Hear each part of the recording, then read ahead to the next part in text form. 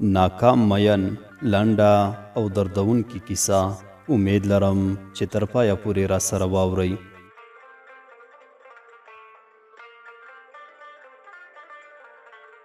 د کانکور د ازموینې له لارې د خپلې خوښې پوهنځي ژورنالیزم ته بریالی شوی و. دا چې له ده مشر ورور یو تکړه خبریال و، نو ټولو رسنیو ورته زیات قدردانی درلود او د هغه له خاطره پرې مینهناک هم زیات ګران و. مینهناک چې له ژورنالیزم سره یې علاقه درلوده، ډیر په مینه یاد پوهنځی ولوست او تمه درلوده چې د خپل ورور په څیر به په خپل مسلک کې ښه ثابتیږي. او بله مهمه خبره دا وه چې تر خپلې ورکې مینې به خپل غږ رسوي. وختونه تیریدل او یوه ورځ مینهناک هم په یوې شخصي رسنۍ کې دنده ترلاسه کړه.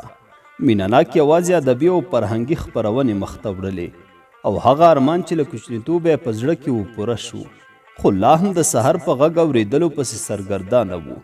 تل به خپرونې ته په دې امید راتلو چې د سحر اړیکه به ورسره وصلېږي.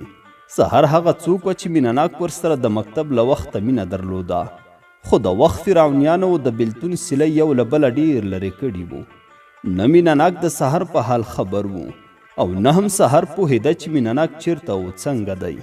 مینهناک به تل د خپرونې پیل په داسې ټپو کولو چې وخی د وخت جابرو واکداران ورسره جبر کړی او د ده مینه یې ترې اخیستې. زما ازار به وطن غرق کړي، زما ازار به وطن غرق کړي، ما ته خبر د جانان هیڅوک نه راوړي نه. سحر به تل د مینهناک خپرونه د کورنۍ له غړو پټه اورېده، خو د زنګ وهلو هڅه یې ځکه نه کوله چې هغه اوس د مینهناک نه بلکې د بل چا خوږه وه. خو اوس یې هم د مینهناک خبرې په یاد وي، لا یې هم د مینهناک د لاس نښې، تصویرونه او تحفې له ځان سره ساتلې وي. خبره سپینه ښه ده شیرینه، خبره سپینه ښه ده شیرینه، له زړه لرم تا سره مینه، وکه باور یاره حسینه، د زړګي وینه مې څښي ستا درانه غمونه. یوه شپه ورته مینهناک همدا ټپیزه وویله او له هغې وروسته مینهناک او سحر د یو بل زړه کې اوسېدل، خو نه د یو بل غږ اورېدلی شو او نه هم یو بل کتلی شو. خپرونه روانه وه. دې وخت کې یوې اورېدونکې له مینهناک نه غوښتنه وکړه چې یوه لنډۍ ورته ډالۍ کړي. مینهناک وویل ځانګړې ډالۍ بندې دي، خو دا دوه ټپې د ټولو خوږو ته ډالۍ وي. ورکه جانانه آواز راکړه، ورکه جانانه آواز راکړه، د دنیاګۍ خلک دې مړ حسابوینه. که چیرته کیږي بیرته راشه، که چیرته کیږي بیرته راشه، قسم د یاره ځمکه ځای نه راکوینه. او زیاته یې کړه چې قدرمنو اوریدونکو، د نن شپې خپرونه به په دې بیت راونغاړم. یاده څوک چې رانه ډېره لرې تللې، یاده څوک چې رانه ډېره لرې تللې، یاده ولې راته ډېره را یادېږي. خدای مو له جانان مه لرې کوه، شپه مو په خیر. د معمول په څېر د جاوید امرخیل سندره پلې کړه. زه یې صبروم خو نه صبریږي، وایه څنګه وکړم، زه یې صبروم خو نه صبریږي، وایه څنګه وکړم، زړه مې په تا پسې خوږیږي، وایه څنګه وکړم. سندرې ته مینهناک په سټډیو او سحر په خپله خونه کې اوښکې وبهولې. سحر هوډ وکړ چې له نن وروسته به د مینهناک هیڅ خپرونه نه اوري، خو چې د خپرونې وخت به شو لکه څوک چې په زوره له خوب راپاڅوي، او زر به خپل ټلیفون کې همغه څپې راواړولې چې د دې مینهناک به ترې خپل درد له اورېدونکو سره شریکاوه. د مینهناک خپرونې ډېر مینوال درلودل او د نجونو سره په خبرو کولو خو یې سحر زیاته بخیلي کوله. خو ویل به چې دا خو راډیو ده، څه شخصي شمېره خو یې نه ده، نو زه ولې بخیلي وکړم. یوه شپه سحر خوب وړې وه. یو وخت چې سترګې وغړولې د دیوالي ساعت ټک ټک ته پام شو. 9:30 بجې وې. غلی وویل اخ زما د مینهناک خپرونه. د دې خبرې سره څنګ ته پروت ځوان چې د سحر خاوندو په اړخ واوښت او ورته ویې ویل ته بیا کومه بدبخته راډیو اورې؟ او نوره یې خوله بنده شوه. سحر راډیو روښانه کړه، فقط دومره یې واورېدل چې میرمن هداس به واورو. ته یې په جیب کې ګرځوي که غورځولی دې دی، ته یې په جیب کې ګرځوي که غورځولی دې دی، زما تصویر در سره شته که سوځولی دې دی. دا هغه سندره وه چې د مینهناک زیاته خوښېده. سحر د خپل خوب د کټ لاندې ایښی بکس خلاص کړ، یوه بټوه یې تر راواخیسته. د یوې دنګې او ښکلې ځوانۍ لرونکي ځوان په تصویرونو یې پرله پسې څو اوښکې تویې کړې او په بکس کې ور وغورځول. باقي خپرونه د سحر د اوښکو تویولو په جریان کې په دغه بیت پای ته ورسېده: د تنهایۍ به دې ملګری شي دلدار به دې شي، د تنهایۍ به دې ملګری شي دلدار به دې شي، زما تصویر ځان سره وساته په کار به دې شي.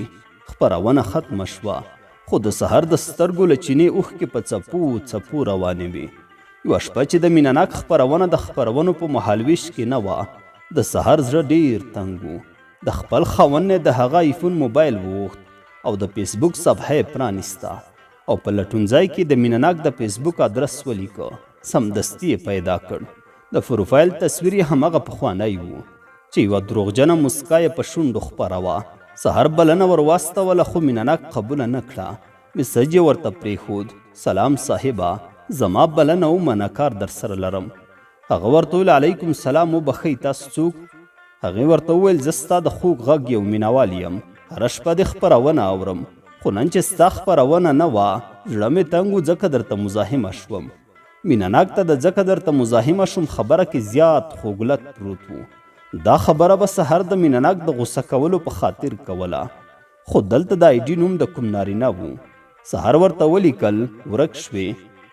مینهناک ورته وویل: نه، کومه خبره نشته، مهرباني کومه غوښتنه لرئ؟ سحر ورته وویل: نه صاحب، یوازې ستاسو مینهواله یم.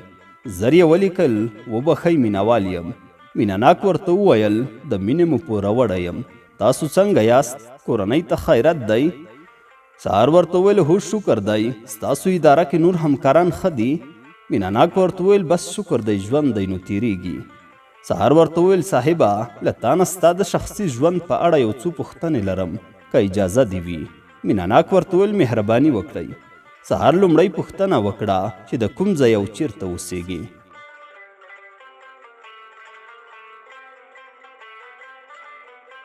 مینهناک له ځان سره وویل: دا اوس کوم تذکره جوړونکی شو؟ بیا یې وویل: یار مینهوال خو مینهوال دی، نو زه د لوی افغانستان د ننګرهار د روداتو ولسوالۍ یم. سحر ورته وویل: ښه، زما مینهناکه، واده دې کړی؟ مینهناک د زما مینهناک کلمې په اورېدو سره د خپلې خوږې یعنی سحر په خیالونو کې ډوب شو. له ځنډ وروسته یې فقط دومره ولیکل: نه، واده نه لرم. سحر ورته وویل: سمه ده، مینه دې کړې؟ مینهناک لږ څه جدي شو، د دې پوښتنې ځواب به باقي شي. سحر ورته وویل: نه صاحب، زما مهمه پوښتنه همدا وه. خیر دی، ځواب راکړه، ښایسته هلکه. مینهناک یو ځل بیا د خپل سحر د مینې په سیند لاهو شو، ځکه سحر به ورته ښایسته او مینهناک هلک ویل. مینهناک ورته وویل: مطلب ځواب غواړې؟ سحر ورته وویل: هو صاحبه. مینهناک ورته وویل: هو، ما مینه کړې، خو یوه ناکامه مینه. د دې پیغام له استولو سره مینهناک د ژړا سټیکر هم ور واستولو. سحر ورته وویل: ولې ناکامه مینه؟ مینهناک ورته وویل: ځکه چې زه نه پوهېږم زما سحر د رڼاګانو په کوم ښار کې د خوښۍ په ګلبڼ کې ورکه ده. ما ته هیڅ زنګ، میسج او احوال نه راکوي. هغې هم دا غوښتل چې زه د ژورنالیست شم، خو اوس نشته. د مینهناک اوښکې روانې وې. سحر هم ژړل، خو مینهناک ته یې نشو ویلی چې زه ستا خوږه یم. سحر هڅه کوله چې د مینهناک زړه راوسپړي، خو د هغه له فیسبوکه شین غمی یو ناڅاپه لرې شو. سحر د مینهناک د نورو پوسټونو لیدلو ته لاړه او پوهه شوه چې زیات ورپسې خفه دی. خو د مینهناک د فراغت د تصویرونو په لیدلو یې له سترګو اوښکې روانې شوې. د مینهناک دا غټ ارمان و چې سحر یې د فراغت په مراسمو کې ګډون وکړي. له فیسبوکه یې د مینهناک شمیره واخیسته. مینهناک د ډیر وخت په تېرېدو سره پرمختګ کړی و، خو هیڅ تغییر پکې نه و راغلی. شمیرې او د فیسبوک له انځور لاندې لیکل شوې جمله یې همغه زړه په زړه وه. 2 شپې د مینهناک خپرونه تکرار خپره شوه. سحر سل زړونه یو کړل، د مینهناک شمیره یې ډایل کړه. شیبه وروسته زنګ ورغی. مینهناک بالکل د پخوا په څیر خبرې پیل کړې: هلو، جوړ په خیر. بیا پرله پسې غږونه وکړل، خو سحر د خبرو کولو جرأت ونه شو کړی او اړیکه پرې شوه. نن شپه بیا هم د مینهناک خپرونه تکرار وه. سحر سره ویره پیدا شوه چې په مینهناک کوم څه شوي نه وي. تجلا چې د سحر د راز ملګرې وه او د مینهناک او سحر په هکله په هر څه پوهېده. نن شپه سحر پلان جوړ کړ چې مینهناک ته به زنګ وهي او تجلا به ورسره غږیږي. همداسې وکړل او مینهناک ته یې زنګ وواهه. له روغبړ کولو وروسته تجلا ورته وویل چې زه ستا د خپرونو زیاته مینهواله یم، تل ستا خپرونې اورم، د زنګ وهلو کوشش هم کوم، خو اړیکه مې نه وصلېږي. مینه ناک چې نه غوښتل پرته له سحر له نورو نجونو سره په شخصي شمېره له خپرونې بهر وغږېږي، زر یې مننه وکړه او ویې ویل کور مو ودان، خو اوس مو څه اړینه خبره کول غوښتل؟ تجلا ورته وویل هو، هغه دا چې ته دا څو شپې ولې خپرونې ته نه راځې او تکرار خپرونه نشروي؟ مینه ناک مسکای شو.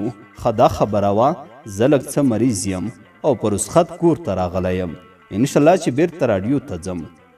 تجلا ورته ویل ښه سمه ده، حتما راشه زموږ لپاره. مینه ناک ورته ویل ولې نه، او اړیکه یې پرې کړه. اوس د سهار ژوند یو څه مسؤلیت پذیره شوی و. هغې د یوې کورنۍ تر څنګ د خپل خاوند او یوه کوچني زوی پالنه کوله، خو مینه ناک لا هم د خپلې خوږې په تمه ژوند کاوه چې مور او پلار به کوم ځای ته د مینه ناک لپاره په مرکه تلل، نو ده به یې مخالفت کاوه. یوه ورځ چې د مینه ناک زړه د راډیو په دفتر کې یو څه تنګ و، نو ویې غوښتل چې چکر ته لاړ شي او له ملګرو سره یې کونړ ته د تللو نیت وکړ، خو په لار کې پلان د کامې شریخ ته بدلون وکړ.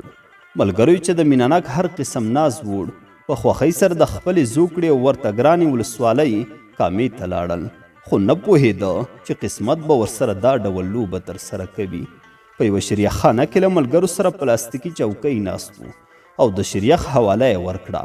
په همدې وخت کې یو د پوخ عمر لرونکی ځوان د هوټل کارمن ته غږ کړ، ګارسونه ما او زما ګرانې مېرمن ته یوه عالي خونه را په ګوته کړه او موږ ته د شریخ سربیره نور کوم خواړه هم راوړه.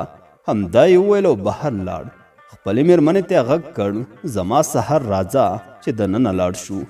مینه ناک د سحر د نوم په اورېدو لږ ورخطا شو، خو له ځان سره یې وویل چې یوازې زما سحر خو نه ده، دا به بله کوم څوک وي. په دې وخت کې د یوې دنګې ونې او متوسطې باډۍ لرونکې جینۍ د خپل کوچني زوی سر را دننه شوه. د سحر مخ ښکاره و. سحر خپله هغه ژمنه چې له مینه ناک سره کړې وه هم پوره کړې وه. سحر مینه ناک ته ویلی و که د بل چا شوم نو د زوی نوم به مې مینه ناک وي او ته د خپلې لور نوم سحر کړه. مینه ناک ته دا هر څه یو خوب ښکارېده، خو کله چې د سحر په سپین مړوند د مینه ناک لخوا په تحفه کې ورکړل شوی ساعت ته پام شو، له پښو یې ځمکه وتښتېده، سر پرې دروند شو، حواس یې له لاسه ورکړل او په لوړ غږ یې وویل زړه مې په هیڅ نه راټولیږي، زړه مې په هیڅ نه راټولیږي، ما د بایللي یار یادونه ژړوینه. مینه ناک خپلو ملګرو ته د تللو وویل. ملګري هم حیران شول، خو د ده زیات ټینګار مجبور کړل چې دا ځای پرېږدي او لاړ شي. په لاره کې مینه ناک په لومړي ځل ډېر تش او ډک سګرټونه ووهل او اوس هغه خبریال مینه ناک، د خلکو په زړونو راچکوونکی مینه ناک او د مور پلار رونو او خویندو نازولی مینه ناک د ننګرهار په صحت عامه کې په نشهیي توکو د روږدو وګړو په واټ کې ببر سر او څیرې ګریوان شپې او ورځې سبا کوي.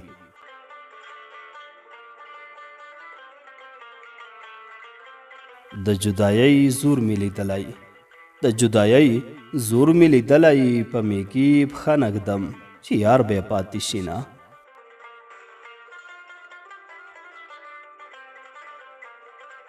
زه یې په غږ باندې مین یم، زه یې په غږ باندې مین یم، په لالي یوه خبره دوه وارې کومه.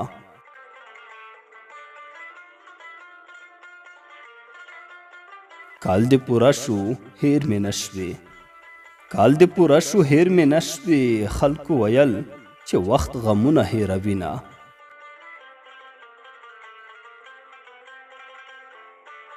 رنګ کې مې ټکی وینه نشته، رنګ کې مې ټکی وینه نشته، په ریکارډ شوي غږ دې بیا ورپېښه شومه.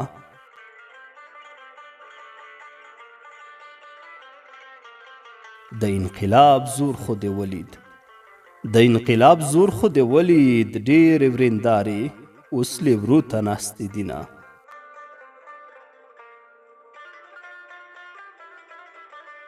د بل په غېږ کې لالی وینم، د بل په غېږ کې لالی وینم، سر په زنګون کړم خپل نصیب ته وژاړمه.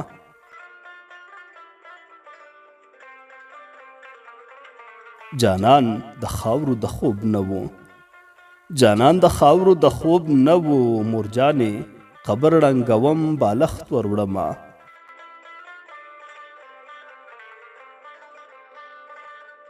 پر تا مې زیری د مرګ وشه، پر تا مې زیری د مرګ وشه، چې تور رانجه دې پر مخ جوړ کړي قطارونه.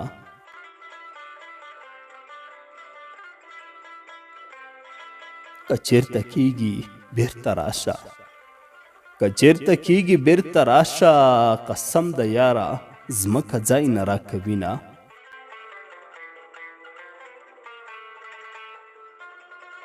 په نیمه شپه دې زړه راډک شه، په نیمه شپه دې زړه راډک شه، په نیمه شپه مې سترګې ډنډ ولاړې دینه.